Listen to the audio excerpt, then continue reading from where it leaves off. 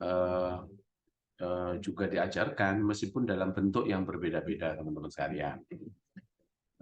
Ada yang dalam bentuk sebagai sarana berpikir atau alat berpikir, sehingga muncul namanya logika dan pemikiran kritis. Nanti biasanya kalian ketemu di semester ini ketemu ya, atau semester depan. PDB kalian sudah dapat belum tentang logika? Belum ya?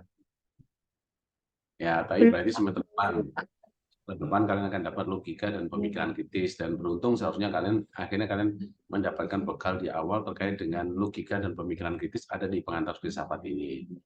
Nah, di fakultas-fakultas lain mungkin ada juga pengantar filsafat tetapi dalam bentuk yang berbeda. Mereka sudah langsung pada disiplin ilmunya.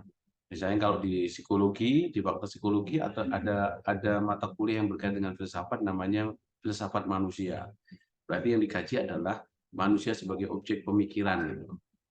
Kenapa filsafat manusia menjadi penting di fakultas psikologi? Karena psikologi itu kan membahas objek materialnya adalah manusia, sehingga dia harus punya pemahaman yang baik tentang manusia itu apa, siapa, dan sebagainya. Alam kemanusiaan itu seperti apa, sehingga di dalam struktur manusia itu ada yang disebut dengan struktur kodrat, kedudukan kodrat, sifat kodrat, dan sebagainya. Itu biasanya diajarkan di sana. Kalau di fakultas hukum ada filsafat hukum, itu biasanya di semester terakhir. Biasanya di semester terakhir. Filsafat hukum itu bicara tentang apa itu hukum, bagaimana hukum itu bisa dipelajari, dan untuk apa belajar hukum. Nah, itu pasti ada filsafatnya. Nah, sehingga dalam konteks ini teman-teman sekalian, mengapa filsafat menjadi sebuah keharusan di dalam pembelajaran di disiplin ilmu masing-masing. Kita harus menempatkan bahwa filsafat itu bukan mata kuliah di luar keilmuan kita. Ya, harus dipahami ya. Dia bukan sesuatu di luar keilmuan kita itu, tetapi dia embedded. Dia ada di dalam proses-proses tradisi berpikir di dalam ilmu pengetahuan. Semua ilmu pengetahuan harus punya tradisi berpikir kefilsafatan. Makanya ada beberapa ciri di dalam tradisi berpikir kefilsafatan yang kemudian diharuskan dimiliki oleh semua saintis, semua ilmuwan, semua akademisi. Teman-teman kan sivitas akademik. Kenapa disebut sivitas akademik? Karena menjadi bagian dari masyarakat akademik atau disebut dengan masyarakat kampus. Tahu kan bedanya antara masyarakat kampus dengan masyarakat non-kampus? Masyarakat akademik dan masyarakat non-akademik? Tahu bedanya nggak kira-kira? Teman-teman sekalian. Apa bedanya kira-kira? Apa bedanya antara masyarakat akademik dan masyarakat non-akademik? Antara masyarakat di kampus dengan masyarakat di luar kampus. Kira-kira apa yang menjadi peletak dasar yang membedakan antara keduanya? Kenapa kita disebut sebagai masyarakat akademik, sementara kalau di luar kampus bukan masyarakat akademik? Kira-kira kenapa?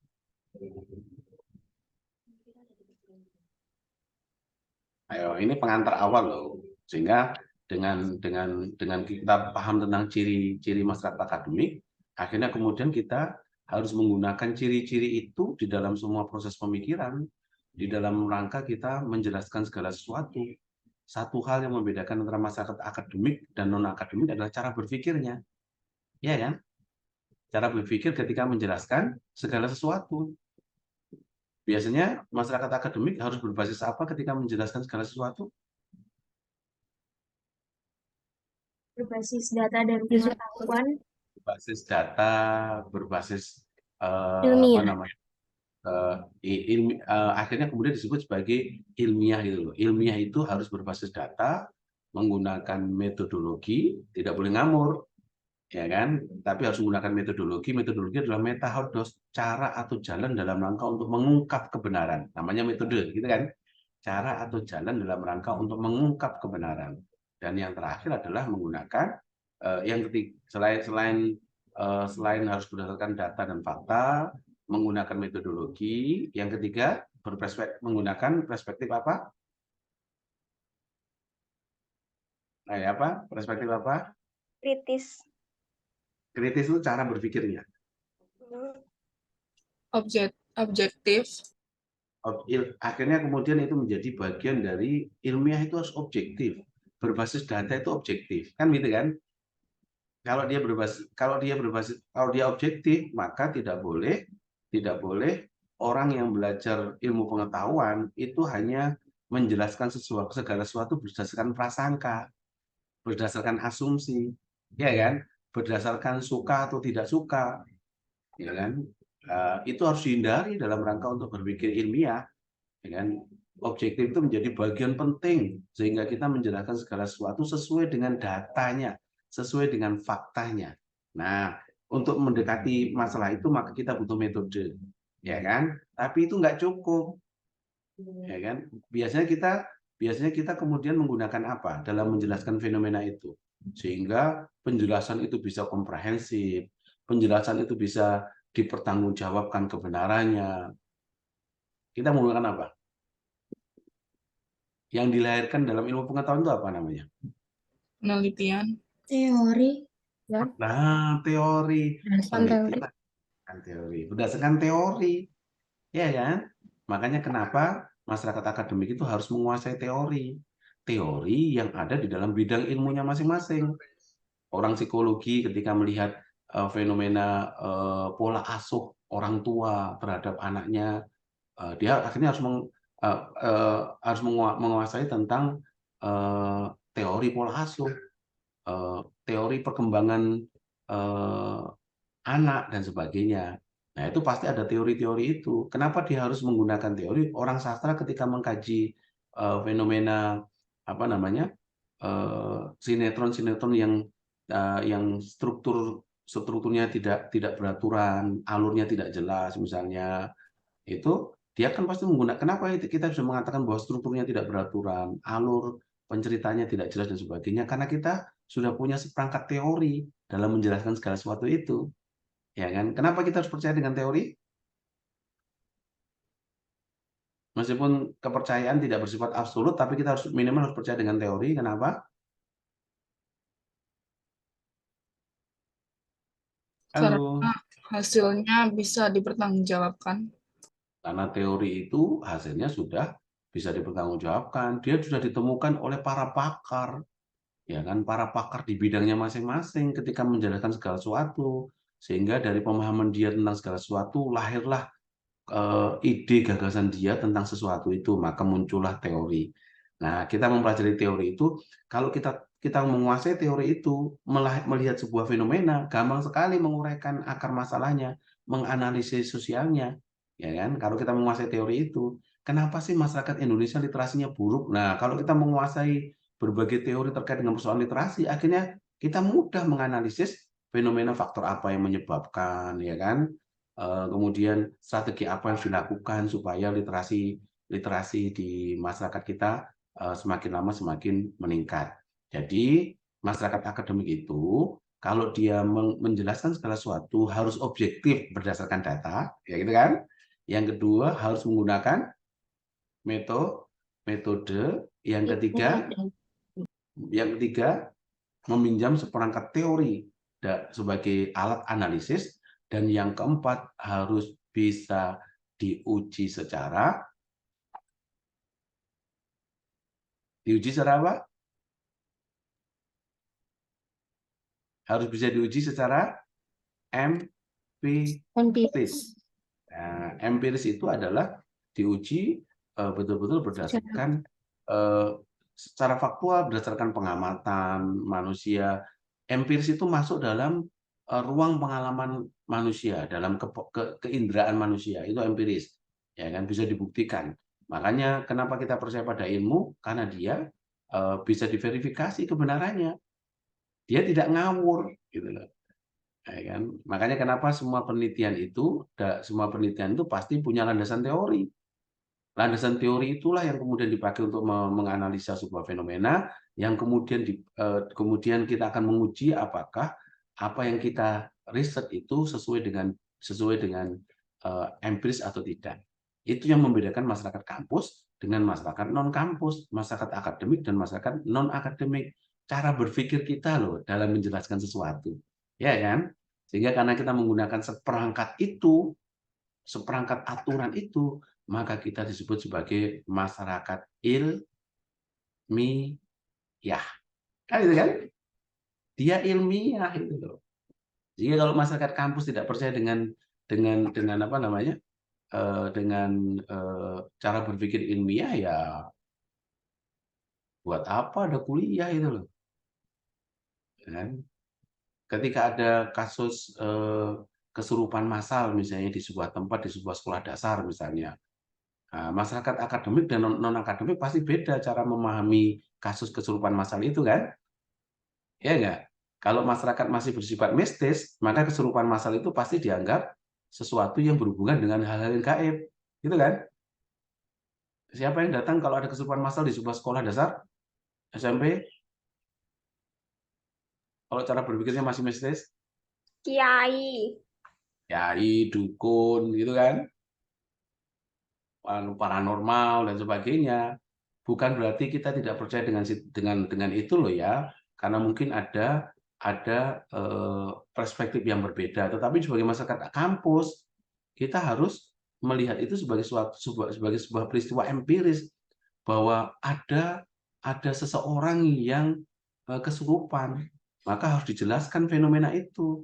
Apa yang membuat dia kesurupan, faktor-faktor apa yang terlibat. Oh, ternyata dia tidak sarapan misalnya, atau dia sedang mengalami gangguan mental misalnya.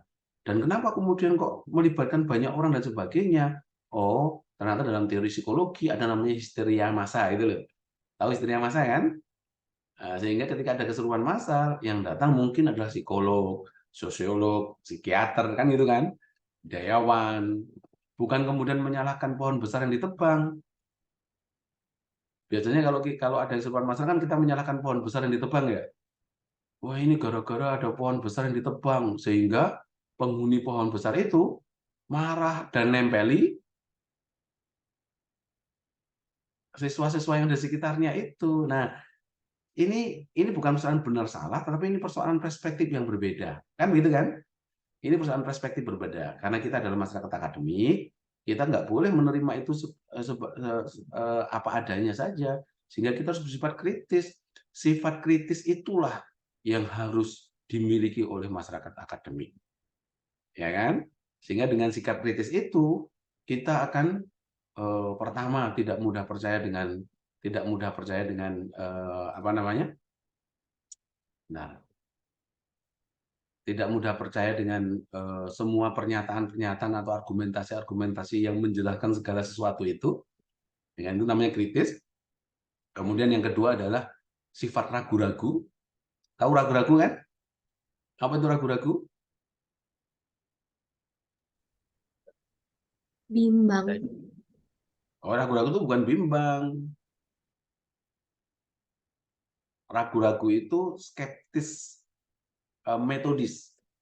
Ya kan? Kalau bimbang itu kan gelisah. Bimbang itu apa ya? Tahapnya galau gitu ya. Tetapi kalau ragu-ragu itu suatu cara berpikir, ya kan? Cara berpikir untuk menunda setiap bentuk pernyataan, menunda untuk mengakui sebuah kebenaran sebelum kita punya kepastian akan kebenaran itu. Kan begitu kan? Ragu-ragu itu bukan tidak percaya pada kebenaran, tapi apa? Tapi menunda sementara waktu. Kalau dalam fenomenologi namanya epoche. Epoche itu dimasukkan dulu dalam bagasi sebelum kita kemudian bisa melihat itu dengan cara yang clear and distinct, jelas dan membedakan, sehingga kita kemudian baru punya pemahaman bahwa oh, ternyata ini adalah sebuah kebenaran. Nah, itu ragu-ragu. Ragu-ragu itu namanya skeptis, keraguan-raguan metodis. Bukan kebenarannya yang kita tolak, tapi asumsi orang tentang kebenaran itu yang kita tolak gitu, yang kita ragukan itu loh, ya kan? Asumsi orang tentang pernyataan orang, persepsi orang tentang segala sesuatu itu yang harus kita ragu-ragukan. Makanya setelah ada asumsi, ada pernyataan, kita meragu-ragukan itu. Setelah ragu-ragu kemudian melahirkan apa? Keinginan untuk melakukan Riset atau mencari tahu kebenarannya. Dia akhirnya mencoba melakukan riset, mengajukan sebuah pertanyaan-pertanyaan, mencari berbagai argumentasi-argumentasi yang mendukung, gitu kan. Akhirnya kemudian, oh ini kita sudah punya seperangkat bukti untuk menunjukkan bahwa ternyata ini adalah sebuah kebenaran. Kan gitu kan? Nah, itu kan cara berpikir seperti itu. Dan cara berpikir itu harus dimiliki oleh orang yang belajar di perguruan tinggi. Sehingga kenapa kemudian filsafat menjadi sebuah keharusan? Karena dia melekat di dalam proses-proses seseorang ketika memahami sebuah fenomena. Sehingga dengan kemampuan berkritis tadi, ya kan, ragu-ragu, kemudian apa lagi tadi? Tidak mudah percaya pada sebuah pernyataan, kemudian melakukan verifikasi atas pernyataan-pernyataan itu dengan riset, dengan mengajukan pertanyaan, membuat argumen, menguji coba pernyataan. Nah, baru kemudian kita ambil sebuah simpulan. Jadi orang yang belajar ilmu pengetahuan, orang yang kritis itu tidak mudah cepat mengambil kesimpulan dengan cara yang tergesa-gesa. Ya kan? Tidak boleh tergesa mengambil kesimpulan itu. Nah, tapi ditunda dulu. Makanya kalau orang punya kemampuan berpikir kritis, dalam ruang kehidupan itu selalu mudah mencari masalah loh ya. Nah, kan bukan kemudian dia sumber masalah tidak, tetapi dalam orang yang berpikir kritis dalam bidang keilmuannya saja, ketika dia membaca sesuatu, melihat sebuah peristiwa, akhirnya kemudian tahu oh ini ada sesuatu yang sebenarnya harus kita teliti itu. Itu kalau orang berpikir kritis. Sama seperti yang di minggu pertama saya sampaikan, teori gravitasi itu muncul karena sifat keraguan-raguannya Newton ketika melihat ada benda jatuh ke bawah, ada pohon apel jatuh ke bawah itu. Kan dia gelisah, kenapa sih benda jatuh ke bawah itu? Dia mengajukan pertanyaan, mengumpulkan sejumlah argumentasi, kemudian mencari berbagai perspektif teori untuk membuktikan itu. Akhirnya kemudian dia membuat sebuah kesimpulan bahwa oh ternyata kenapa setiap benda itu kalau jatuh ke bawah karena di dalam bumi itu ada magnet bumi yang menarik setiap benda kalau dia jatuh pasti ke bawah. Kan dia gelisah seperti itu kan. Dia bukan bimbang loh Mbak Jenny saya, tapi dia gelisah. Dia gelisah untuk mengajukan sebuah pendapat. Jadi ada pengalaman yang dia lihat setiap hari. Kalau kita pahami secara kritis itu akan bisa menghasilkan banyak temuan-temuan penting di dalam ilmu-ilmu kita, ya kan? Karena bersifat kritis tadi loh, ya kan? Karena bersifat kritis, tiba-tiba kayak kemarin misalnya di contoh pertama di minggu pertama ini saya memberikan contoh tentang bagaimana teman-teman sekalian melihat lifestyle-nya remaja, misalnya. Ya kan, tugasnya kayak gitu ya. Nah, kalau orang bersifat kritis, sekarang gaya hidup itu menjadi branding penting dalam masyarakat-masyarakat milenial gitu loh, dalam masyarakat-masyarakat digital gitu loh, ya kan, terutama di anak-anak remaja, di kaum muda dan sebagainya. Nah, dan kalau kita memahami peristiwa-peristiwa itu dikaji dalam perspektif ilmu kita, ilmu sastra dan budaya, akhirnya akan menghasilkan berbagai tulisan, artikel, ide, gagasan, riset, buku terkait dengan apa yang disebut dengan lifestyle. Kan begitu kan? Jadi dengan cara berpikir seperti itu kita akan melihat bahwa oh ini fenomena menarik untuk kita kaji loh. Kenapa anak-anak muda sekarang itu apalagi dalam masyarakat society 5.0 dengan digitalisasi di mana-mana, mereka sangat suka sekali memproduksi gaya hidup itu. Ya kan? Contohnya kayak apa teman-teman sekalian? Lifestyle yang menarik di kalangan remaja itu seperti apa? Di kalangan anak-anak muda itu kayak apa yang menarik untuk diteliti? Kecanduan main game online, Pak. Salah satunya mungkin adalah kecanduan main game online misalnya. Nah, itu kan kemudian bisa kita lihat ada fenomena apa dalam masyarakat kita, meskipun itu hanya salah satu sisi loh ya. Ada sisi lain yang menurut saya cukup banyak yang bisa kita bongkar, kita riset, kita teliti terkait dengan gaya hidup remaja kelas kota, kelas menengah kota.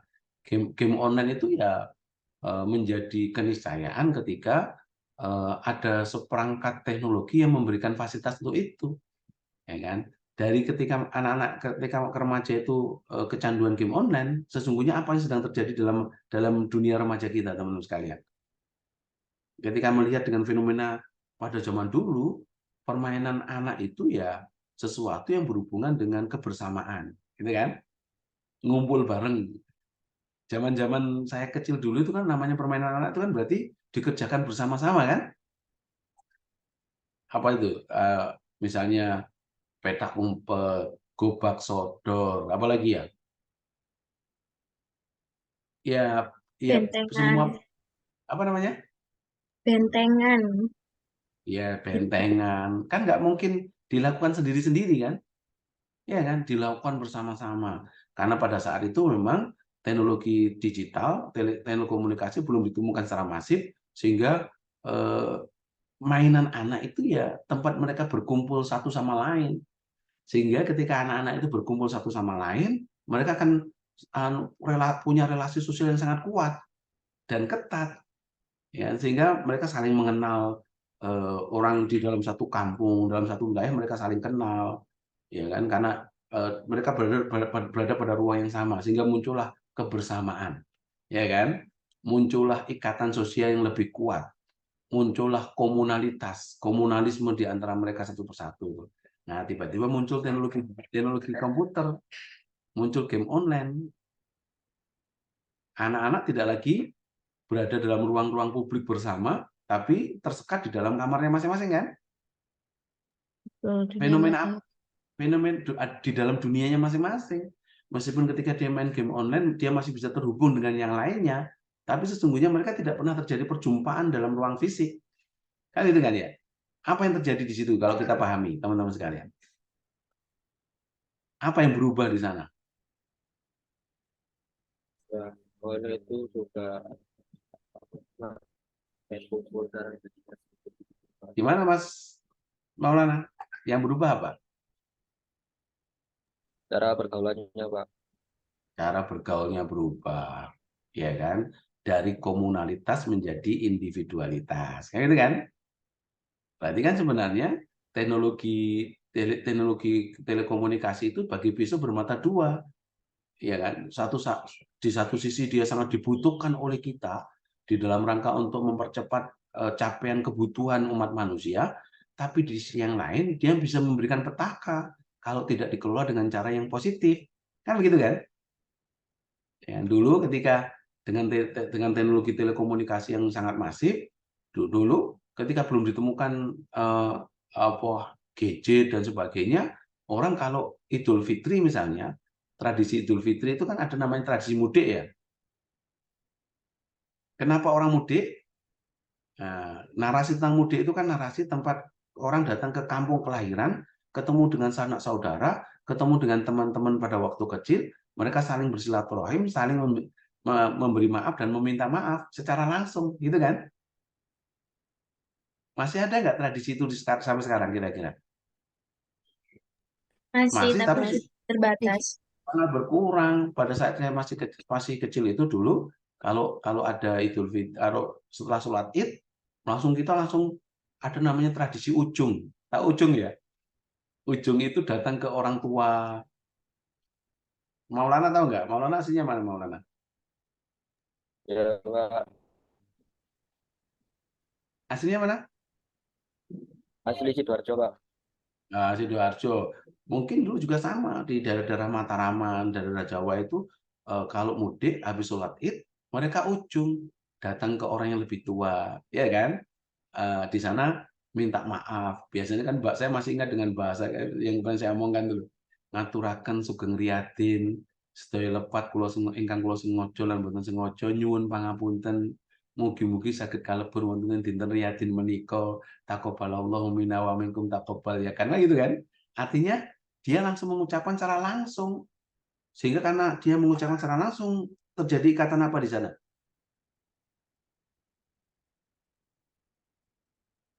Ikatan batin yang lebih lekat kan? Iya ya.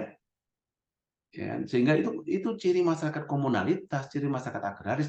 Nah, sekarang sudah ada telekomunikasi, ya kan? Pola komunikasi sudah berubah, tidak lagi bersifat lisan, ya kan? Sudah tidak lagi bersifat tulisan juga, tapi sudah bersifat digital. Sehingga kalau kita minta maaf ya nggak usah datang ke tempatnya, cukup dengan Pesan teks. ya pesan teks, mengirimkan teks, ya kan? Yang satu teks itu dikirimkan ke semua orang dengan nada yang sama, dengan tulisan yang sama dan sebagainya. Sehingga seolah-olah kehadiran teks itu merepresentasikan kehadiran fisik itu. Merasa sudah saya minta maaf, padahal minta maafnya sambil guyang-guyu ketika nulis WA. Nah, itu yang terjadi pergeseran yang luar biasa. Nah, kalau kita bersifat kritis, ternyata di situ kita ada sesuatu yang bisa kita lihat, ya kan? Perkembangan teknologi digital melahirkan lifestyle gaya hidup remaja kota yang akhirnya bersifat Gen Z itu kan lebih ke digital native gitu ya. Iya kan? Dia kan memang segala sesuatu berhubungan dengan internet kehidupannya itu loh. Ya. Dulu kalau saya kuliah S1, kalau mau cari dosen ya saya datang ke kampus. Dosennya ada atau tidak ya saya tunggu betulan itu. Ada perjuangan yang luar biasa untuk menunggu dosennya datang, Pak Alis ada enggak ya di kampus ya. Sekarang nggak perlu susah-susah tanya dosennya, Pak Alis ada di kampus atau tidak. Ada, kalau ada mau apa? Saya mau ketemu Pak. Ya udah saya tunggu sekarang. Sebentar Pak, saya masih di rumah. Kan itu kan biasanya gitu ya. Nah, jadi dosennya yang suruh nunggu mahasiswanya itu loh. Gitu kan sekarang? Terjadi perubahan pola komunikasi sehingga kalau tradisi itu tradisi lisan, ikatan kekerabatan, rasa hormat terbangun betul antara yang muda ke yang tua dan sebagainya itu. Ketika tradisi tulisan berubah jadi tradisi tulisan, rasa hormat semakin menurun, apalagi sudah muncul tradisi digital. Wah, itu kan nggak ada lagi prinsip hormat dan sebagainya itu. Nah, itu menarik kalau diteliti. Digital native itu menjadi sesuatu yang eh, eh, potensial untuk bersifat positif, tapi juga ada sesuatu yang sebenarnya itu perlu kita ungkapkan. Misalnya begini, masyarakat digital itu kan masyarakat yang memunculkan apa ya, yang disebut dengan prosumer. Tahu prosumer ya? Prosumer itu adalah mengkonsumsi barang tapi memproduksi gaya hidup. Lifestyle itu kan memproduksi gaya hidup. Mengkonsumsi barang tapi memproduksi gaya hidup. Kita itu masyarakat yang konsumer sekaligus produsen dalam waktu yang bersamaan. Misalnya. Contohnya seperti apa? Yang disebut dengan prosumer itu seperti apa? Dan itu jadi lifestyle kita itu. Kayak apa contohnya ya?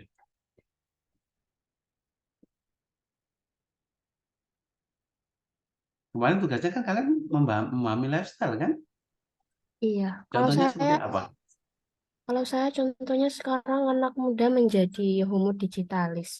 Jadi dia menggunakan teknologi sekaligus dikendalikannya. Kayak misalnya dia tuh suka upload, suka posting, tapi dia tuh komunikasinya itu juga apa ya? Tidak berlandaskan etika dan moral seperti itu. Ya, menarik itu. Upload, share, selfie gitu kan? Ya. Selfie yang kemudian selfie itu kemudian di-upload jadi status. Ketika Betul. membeli Jadi, barang, barang itu dibeli bukan karena kebutuhan, tapi karena keinginan, gitu kan? iya, betul. Sehingga dalam masyarakat konsumtif, kata Zuang Baudrillard, seorang filsuf postmodern, dia mengatakan dalam masyarakat konsumtif itu orang membeli barang itu bukan karena kebutuhan barangnya, bukan karena dia butuh atas barang itu, tapi karena di dalam barang itu ada citra sosial yang dibangun di sana. Itu ya, Iya, betul nggak betul. kira-kira? Sehingga ketika dia beli sesuatu, maka dia harus update status tentang proses pembelian itu. Supaya apa?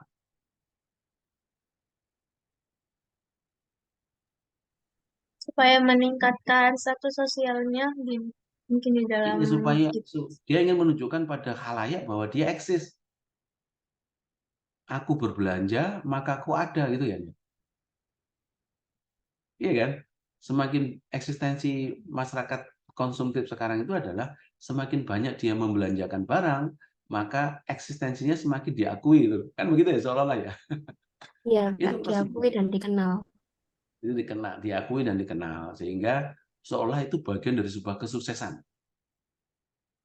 Ya kan? Sehingga kata filsuf namanya Plato dalam bukunya Aurete, dia mengatakan eh, ada 4 jenis kesuksesan yang sekarang banyak diimpikan oleh orang, padahal itu bukan sebuah kesuksesan yang sesungguhnya.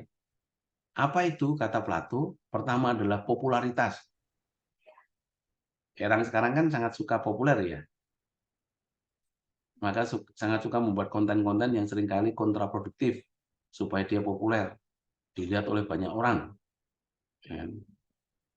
Orang buat konten-konten sekarang kan ngeri-ngeri. Kalau setelah popularitas, apalagi status sosial, itu yang dikejar. Yang ketiga apa? Kepemilikan harta.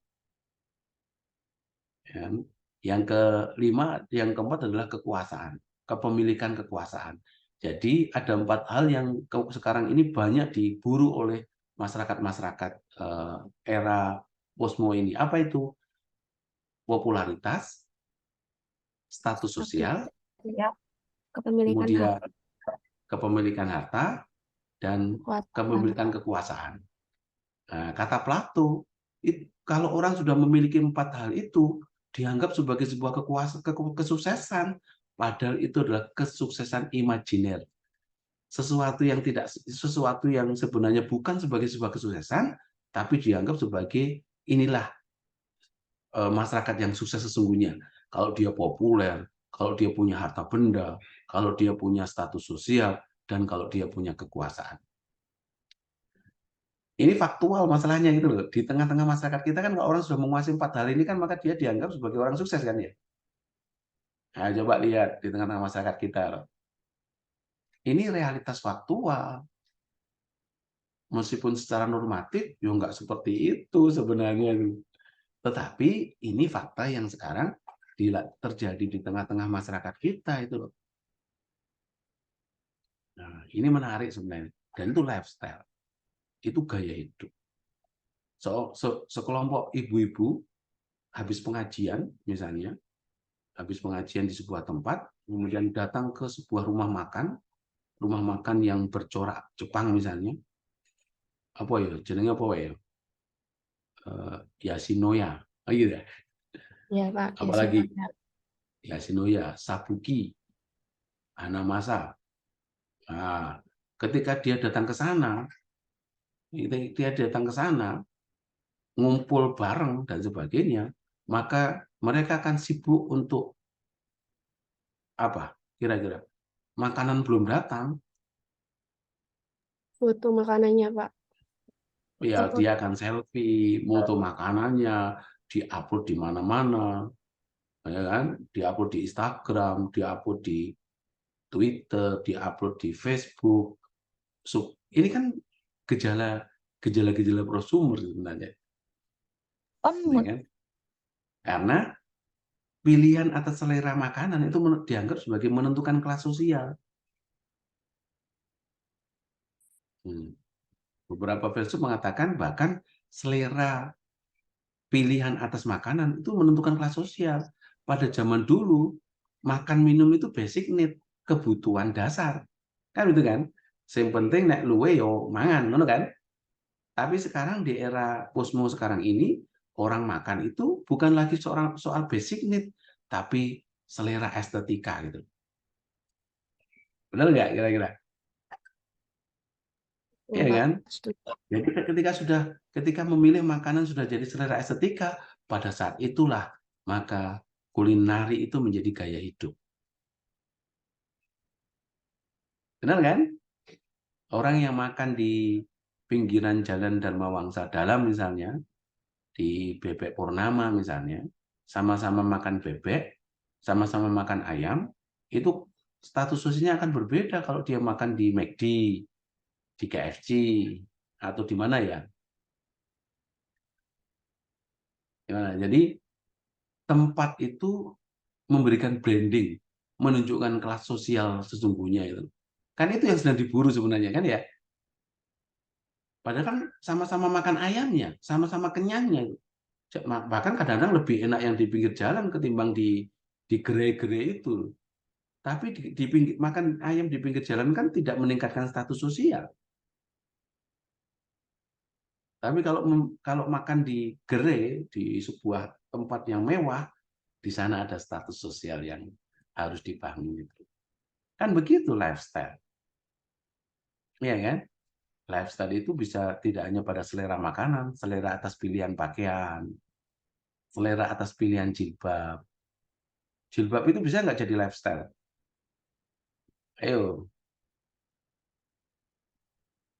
Awalnya memang syar'i, ya kan? Awalnya memang itu eh, dipakai dalam rangka untuk nutup aurat, tapi ketika sudah ada komodifikasi jilbab, sudah masuk ke industri kapitalisme, industri apa namanya, industri produksi secara massal, maka itu menjadi lifestyle, ya kan?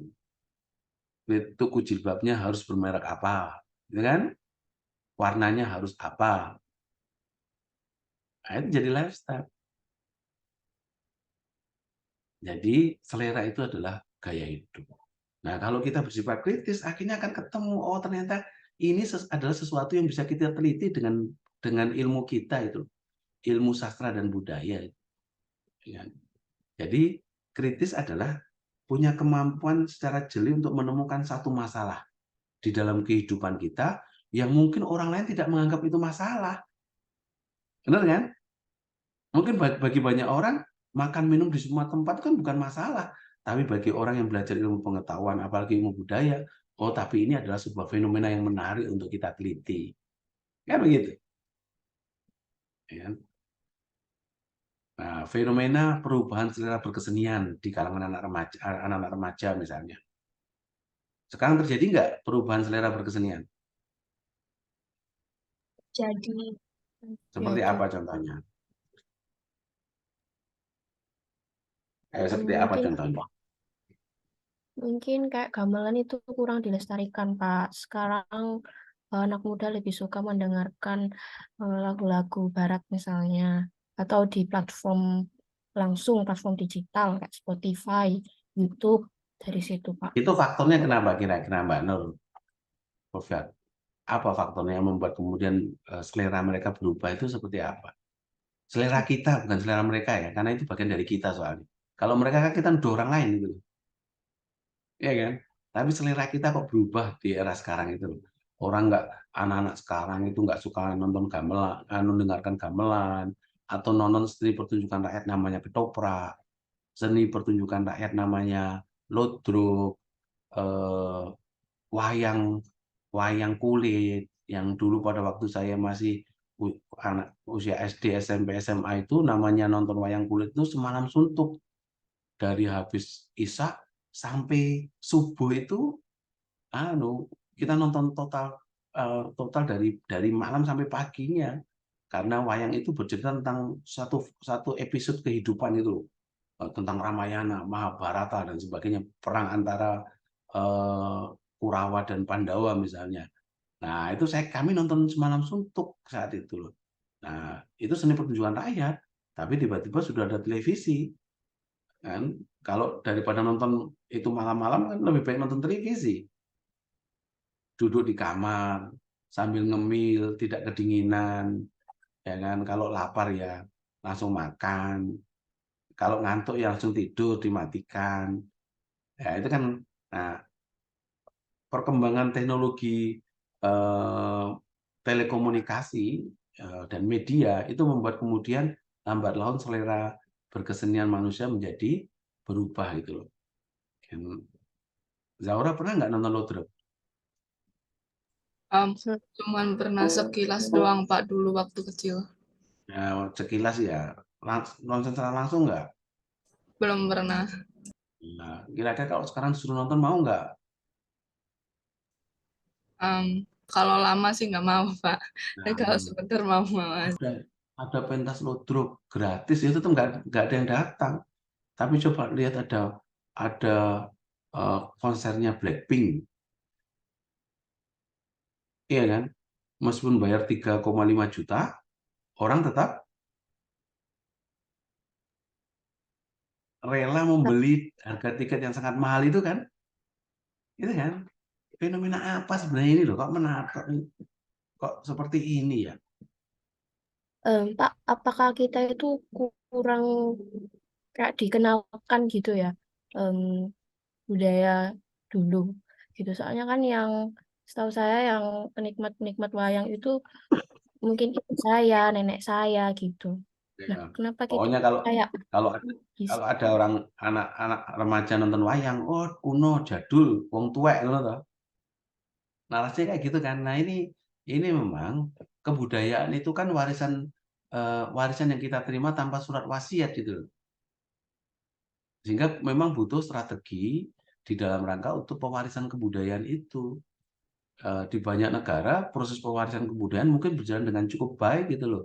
Sehingga meskipun kebudayaan tradisional berkembang dan dikembangkan pula kebudayaan yang sifatnya kontemporer sehingga menjadi industri kreatif, ya kan? Nah, di kita seni-seni tradisi belum berkembang menjadi industri kreatif. Korea Selatan itu mengembangkan seni tradisi menjadi industri kreatif sehingga lahirlah K-pop, itu kan? Dan K-pop itu menjadi ekonomi kreatif yang menghasilkan devisa terhadap negara yang luar biasa mereka. Bahkan sampai negara Korea itu menjadikan BTS sebagai duta budayanya.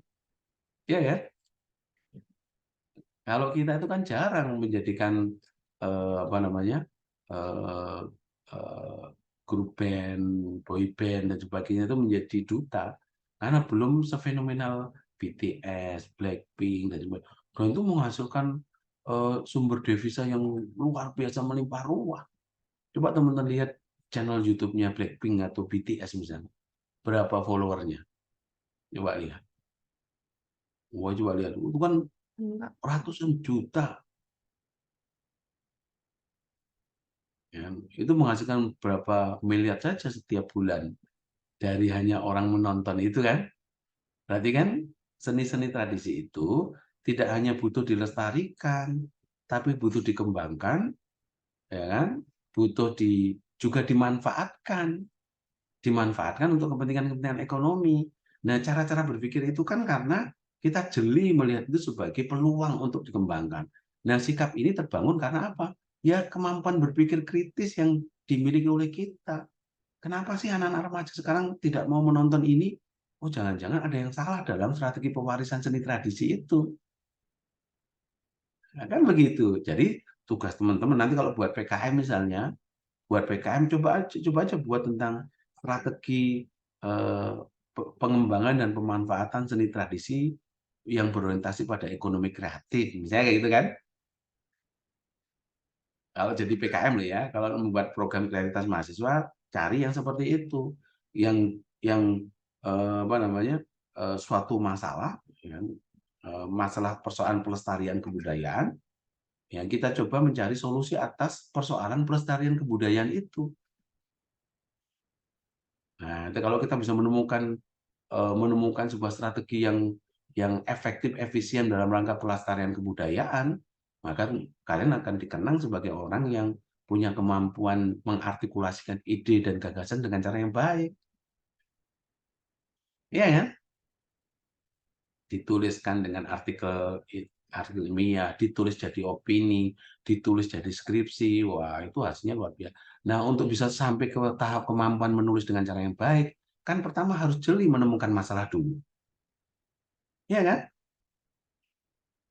Maka alat yang dipakai dalam rangka untuk menemukan masalah itu adalah kemampuan berpikir. Kemampuan berpikir apa? Pikir kritis, Pak. Berpikir Terhadap kritis terhadap segala sesuatu, ya kan? Apapun itu. Kalau kita belajar ilmu sastra budaya, berarti kritis terhadap fenomena kebudayaan. Padahal fenomena kebudayaan itu kompleks sifatnya, tidak hanya persoalan berkesenian saja. Kalian sudah dapat PIB kan, pengantar ilmu budaya kan? Sudah tahu pengertian kebudayaan apa? Tidak, Pak. Aktivitas berpola yang dilakukan oleh manusia secara terus-menerus sehingga jadi habits dalam rangka menghadapi tantangan alam semesta sehingga melahirkan sebuah strategi adaptasi, maka lahirlah apa yang disebut dengan kebiasaan hidup. Dan itu adalah kebudayaan. Jadi kebudayaan tidak hanya berorientasi pada seni tradisi saja, tidak hanya persoalan musik saja, tidak hanya persoalan tari saja, tapi segenap peristiwa kemanusiaan yang berpola itu kebudayaan. Jadi kalau kita secara kritis melihat fenomena itu, lihat jalanan kok macet itu ada, kenapa sih jalanan Surabaya kok macet terus dan sebagainya. Perspektif kritis kita terkait dengan perilaku berkendaraan di jalan raya akan muncul. Kenapa jalanan macet padahal sudah ada aturan lalu lintas yang begitu sangat ketat, ada polisi di mana-mana. Oh, ternyata persoalan kesantunan di jalan raya kita belum muncul. Karakter kita di jalan raya tidak begitu bagus. Kenapa literasi masyarakat masih buruk? Padahal penerbitan buku dibangun di mana-mana, ya kan? Perpustakaan ada di mana-mana. Kenapa literasi kita masih buruk misalnya? Oh, ternyata kultur membaca kita memang belum terbentuk. Kita itu masih belum beranjak dari masyarakat dengan tradisi lisan, belum ke tradisi tulisan. Alih-alih ke tradisi media atau digital, kita itu belum beranjak dari lisan ke tulisan itu loh. Sehingga ketika disuruh membaca buku, abote minta ampun. Iya kan? Karena kita masih tradisi lisan. Sehingga kuliah ini kalau nggak ada dosen yang mengajar, yang ngomong, kuliah nggak berjalan. Karena tradisi kita masih tradisi lisan, belum tulisan. Kalau tulisan kan, wah ada atau tidak ada dosen, cari sumber referensi, cari jurnal, kan begitu harusnya. Ya kan? Nah, tapi karena tradisi kita masih belum beranjak ke lisan, jadi kalau dosen sudah tidak mengajar, maka tidak ada proses pembelajaran akhirnya itu. Nah, itu yang terjadi karena apa? Karena persoalan kultur. Itu fenomena kebudayaan, teman-teman sekalian. Ya kan? Kenapa lingkungan kita itu banyak orang membuang sampah sembarangan? Padahal sudah ada tulisan jagalah kebersihan. Sudah ada Satpol PP yang menjaga itu. Kenapa orang kok masih membuang sampah pada tempatnya? Jangan-jangan itu terbentuk karena persoalan apa?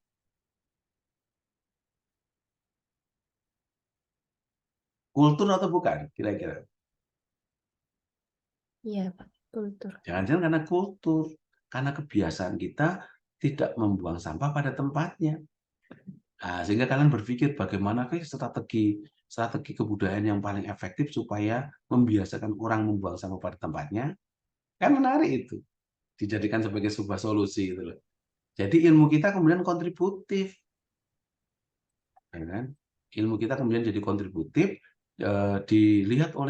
didengar atau dilihat oleh banyak orang bahwa oh ternyata kita belajar sastra budaya itu memberikan perubahan dalam kepribadian orang, memberikan perubahan dalam karakter orang, memberikan perubahan dalam kemampuan literasi orang, masyarakat dan sebagainya. Kan begitu yang harusnya kita bangun dan sebagainya. Jadi orang belajar sastra itu ya salah satunya dipakai dalam rangka supaya literasi di masyarakat itu semakin lama semakin menguat dengan cara mendekatkan masyarakat dengan kemampuan membaca sastra. Orang kalau sudah mencintai sastra, dia pasti mencintai bahasa. Orang kalau sudah mencintai bahasa, pasti literasinya bagus. Kan gitu kan? Sehingga kalau dia membuat kalimat, ketika membuat artikel ilmiah, kalimatnya itu ditulis dengan cara yang sangat bagus, ide gagasannya muncul di dalam semua kalimat yang ada. Tapi kalau literasinya tidak bagus, membuat satu paragraf itu hanya satu kalimat dan mubeng-mubeng gitu kan. Ya kan? Biasanya berat nggak membuat satu kalimat dengan satu inti gagasan itu berat nggak kira-kira? Satu paragraf dengan satu pokok gagasan itu berat nggak kira-kira? Iya, Pak, berat, Pak. Berat untuk Nah, apa yang membuat kita berat? Apa yang membuat kita berat? nggak ada ide, gagasan, kurang Ya, kurang kita tidak terbiasa melihat segala sesuatu sebagai masalah kehidupan karena kita tidak sifat kritis. Dan kalau salah satunya adalah karena kita miskin kosakata. Iya kan? Karena kita miskin kosakata, jadi perbendaharaan kata-kata kita yang mau kita tuliskan di dalam sebuah kalimat itu kering. Biasanya selalu berakhir dengan tanda koma. Diawali dengan kalimat sambung, kata penghubung kan gitu ya. Coba lihat kalau buat kalimat nanti. Oleh karena itu, oleh sebab itu, bahwasanya, dengan demikian gitu ya. Sering nggak muncul fenomena seperti itu? Sering. Sering, Pak. sehingga satu paragraf sama sekali tidak ada fokus utama, topik utama, gagasan utama. Karena semuanya berakhir dengan koma dan diawali dengan kalimat sambung. Sehingga satu paragraf itu kalau diperes isinya cuma kalimat sambung itu. Padahal kalimat sambung itu ada nggak gagasannya di sana? Nggak ada. Ya kan? Jadi kalau orang sudah punya kemampuan membaca tulisan dengan cara yang baik, satu paragraf, oh ini ada kata-kata kunci yang penting. Kata-kata kunci itu kalau dijelaskan akan panjang lebar gitu loh. Ya kan? Nah, sehingga kalau kita mau punya kemampuan menulis dengan cara yang baik, maka perbendarahan kosakata kita juga harus baik. Supaya perbendarahan kosakata kita baik, maka kita harus Banyak membaca. banyak membaca. Membaca yang benar itu seperti apa harusnya?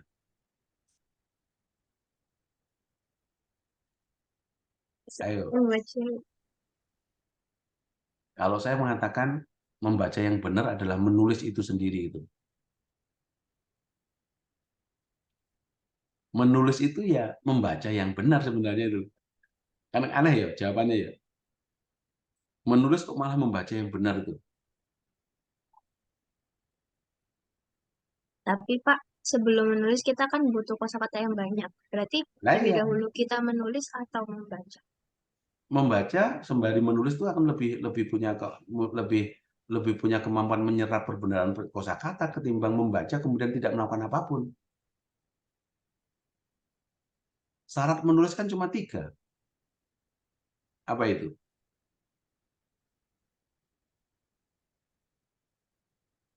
Syarat menulis apa Pak Jenisa? Apa syarat menulis?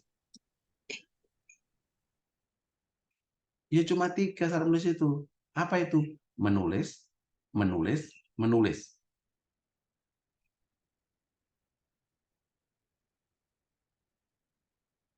Iya kan? Kenapa Suci nggak pernah nulis? Saya takut. Pernah ditulis nggak? Belum. Syarat menulis cuma 1. Ya tulis.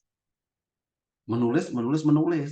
Suatu saat nanti kalau kita terus-menerus berlatih menulis, maka style menulis kita akan terbentuk.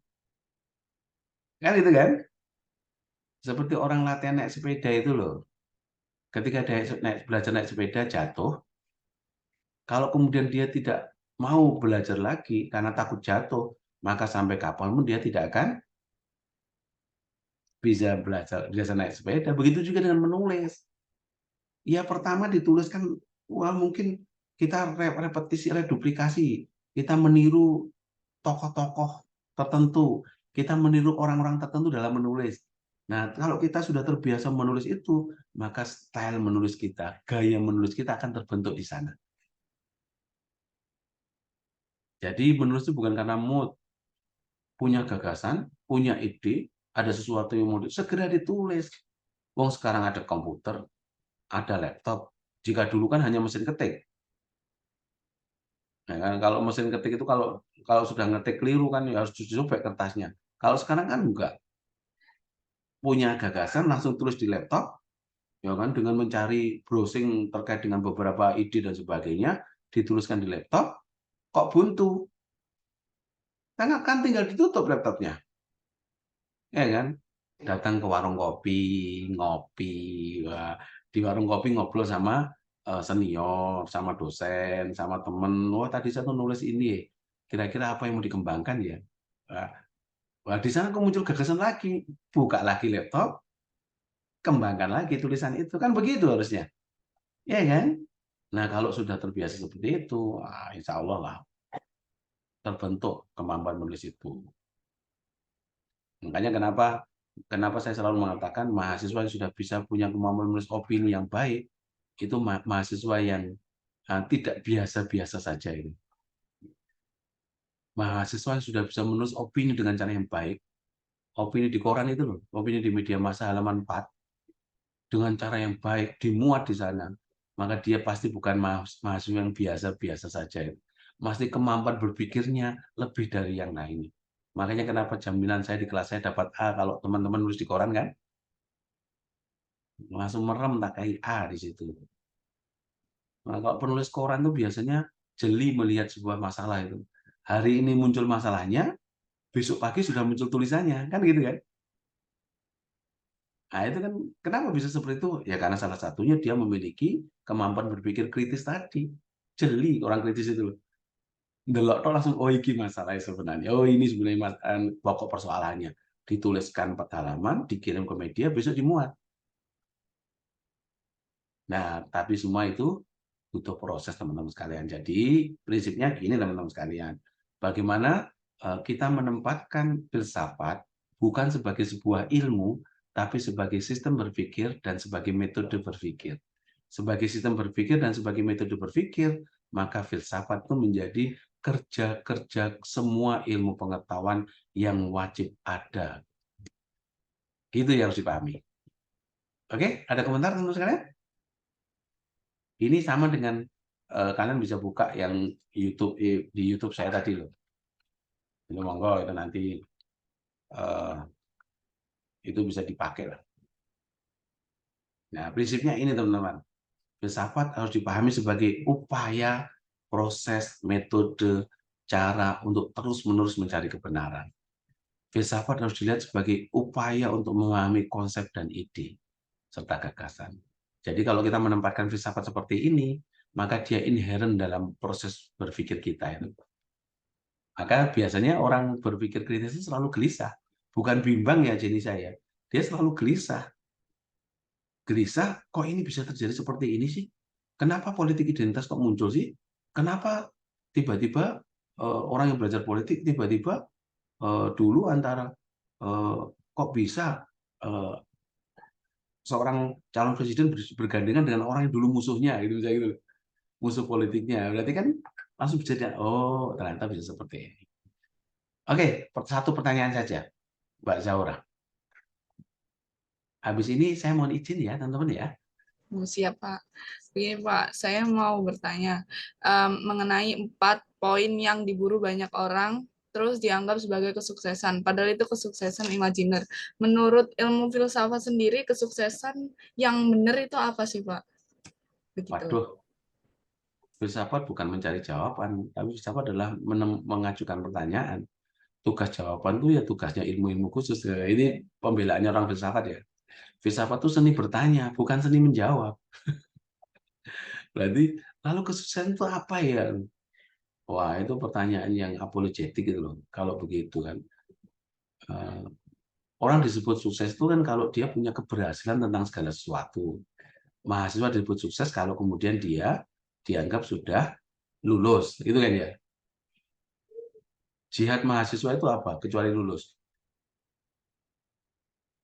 Kalau saya menyebut kesuksesan itu adalah ketika orang berposisi sesuai dengan keutamaannya masing-masing. Apa keutamaan sebagai mahasiswa? Belajar misalnya. Maka kesuksesan belajar itu bisa diukur dari apa? Oh, mungkin dari kemampuan dia lulus tepat waktu, Oh, mungkin dari IPK yang dia miliki. Kan begitu kan? Ya. Para filsuf itu kan hanya mencoba kalau kemudian orang sudah sampai pada posisi tertentu, kemudian dianggap sebagai sukses, dia dikritik. Enggak seperti itu juga orang sukses itu. Sehingga dia mengevaluasi, oh ternyata memang harus berpikir yang berbeda. Apakah mahasiswa sukses dalam mahasiswa yang tepat waktu? Belum tentu juga. Kan gitu kan? Dalam konteks apa dia sukses? Kalau dia sukses dalam konteks belajarnya, maka dia sukses karena bisa lulus tepat waktu. Tapi kan itu belum cukup gitu loh. Jadi makna kesuksesan tergantung dari banyak perspektif dia lihat. Kalau dia sebagai seorang kepala keluarga, apa makna suksesnya? Kalau dia sebagai seorang mahasiswa, apa makna suksesnya? Kalau dia sebagai seorang politisi, apa makna suksesnya? Jadi kesuksesan itu adalah ketika seseorang itu bekerja sesuai dengan keutamaan hidupnya. Setiap posisi kan punya virtu ya, punya keutamaan masing-masing ya. Kalau setiap orang hidup dalam keutamanya masing-masing, maka nggak mungkin akan ada kecurigaan, nggak mungkin akan ada distrust, nggak mungkin akan ada kecemburuan sosial, karena setiap orang hidup dalam keutamanya masing-masing. Seorang pemimpin keutamanya apa? Kebijaksanaan. Pemimpin yang sukses adalah jika dia sudah bekerja dengan keutamanya yaitu bijaksana. Seorang prajurit keutamanya apa? Keberanian. Jadi seorang prajurit itu dia sukses kalau dia punya keberanian untuk membela negara misalnya. Rakyat itu kesuksesannya apa? Kesabaran. Nah, kan menarik kan. Jadi rakyat itu harus sabar melihat semua proses perubahan dan sebagainya itu. Nah, sehingga memang konteks terminologi itu yang harus dibedakan. Sehingga nggak bisa ada definisi yang sifatnya absolut terkait dengan segala sesuatu. Pasti definisi itu akan dikaji ulang, kemudian muncul definisi yang berbeda. Tetapi kemampuan berpikir kritis memberikan sebuah perspektif baru, bisa saja akan muncul definisi-definisi yang berbeda dari semua bentuk kesuksesan. Sama seperti ukuran kebahagiaan itu apa sih? Kan ada seperti itu ya. Nah, saya mengatakan bagaimana kalau kita menggunakan ukuran sebagaimana sains menunjukkan kebahagiaan itu. Ya kan? PBB itu kan selalu membuat sebuah survei terkait dengan negara paling bahagia di dunia, kan gitu kan? Setiap tahun kan ada seperti itu, survei negara paling bahagia itu. Nah, dia membuat ukuran. Nah, ukuran itu dianggap sebagai sebuah indikator, meskipun tidak tepat amat, tetapi itu indikator sehingga orang kalau mau sukses, ya indikatornya ke sana itu. Meskipun misalnya, kenapa orang-orang negara paling sukses itu ada di negara-negara Skandinavia, kayak Norwegia, Swedia, mana lagi? Finlandia, mana lagi ya? Swiss, ya kan? Negara paling tidak bahagia mana? Paling akhir ternyata Afghanistan. Di atasnya Afghanistan namanya Somalia. Nah, apa ukurannya? Apa ukurannya? 1, pendapatan per kapita. 2, zero kriminalitas. Ya. Ketiga, kemampuan menghargai orang. Ya kan? Misalnya kalau kita melihat tentang kriminalitas misalnya, negara paling bahagia itu kita lihat penjaranya di setiap masing-masing penjara itu dia penuh sesak atau kosong gitu. Gitu kan? Di negara-negara paling bahagia itu penjara itu hampir tidak ada isinya. Nah, kalau di negeri kita penjara isinya wah melimpah ruah orang. Satu penjara, satu ruangan penjara yang seharusnya diisi 10 orang bisa diisi 30 orang kan gitu ya. Nah, itu kan menarik indikator itu. Nah, kita akan apologetik membela diri. Bukan tidak sederhana itu, Pak. Bagi saya, kebahagiaan tidak hanya diukur pada aspek duniawi saja, tapi juga diukur dengan aspek kerohanian itu. Kita harus bahagia dunia dan akhirat. Nah, ukurannya piye gitu. Kan harus ada ukurannya di situ loh. Apa ukuran bahagia dunia akhirat itu loh? Harta itu tidak ukuran segala ya memang. Tapi nek randuwe harta yo gimana bisa bahagia dunia kan gitu kan? Nah, kan menarik seperti itu. Jadi memang tidak ada definisi yang tunggal. Justru karena tidak ada definisi yang tunggal, itulah sikap berpikir kritis harus dibangun. Iya kan? Untuk selalu memberikan perspektif-perspektif baru. Paham ya Mbak Jaura ya? Sehingga kalau ada perspektif baru itu muncul, wah kita akan menerima segala sesuatu dari sudut pandang yang berbeda. Kalau kita sudah bisa menerima segala sesuatu dari sudut pandang yang berbeda, hasilnya pasti berbeda. Orang belajar kebudayaan adalah harus sanggup menerima segala sesuatu dari sudut pandang yang berbeda. Jangan dari sudut pandang yang tunggal. Jika itu bisa kita bangun, wah kita pasti akan jadi orang yang bijaksana melihat itu. Oke, begitu? Terima kasih, Pak. Coba video saya dilihat ya. Pak, Dimatikan aja. Ya, apakah ini rekodnya akan dikirim atau bagaimana? oke, nanti saya suka. kirim. Ya, nanti saya kirim. Matur suwun ya. Ya, baik, Mohon Pak. maaf karena saya harus ke diskusi, ada pembukaan magang diskusi batch 2. Matur suwun, Assalamualaikum warahmatullahi wabarakatuh. Sukses ya. Kita ketemu minggu depan. Waalaikumsalam Ini sudah- warahmatullahi wabarakatuh. Waalaikumsalam. Terima kasih, Pak. Waalaikumsalam warahmatullahi Saya tutup ya. Terima kasih, Pak. Terima kasih. Sudah saya presensi semua karena saya memindah jam, maka saya anggap mahasiswa itu hadir. Terima kasih, Ya, Pak. Terima kasih. Terima kasih.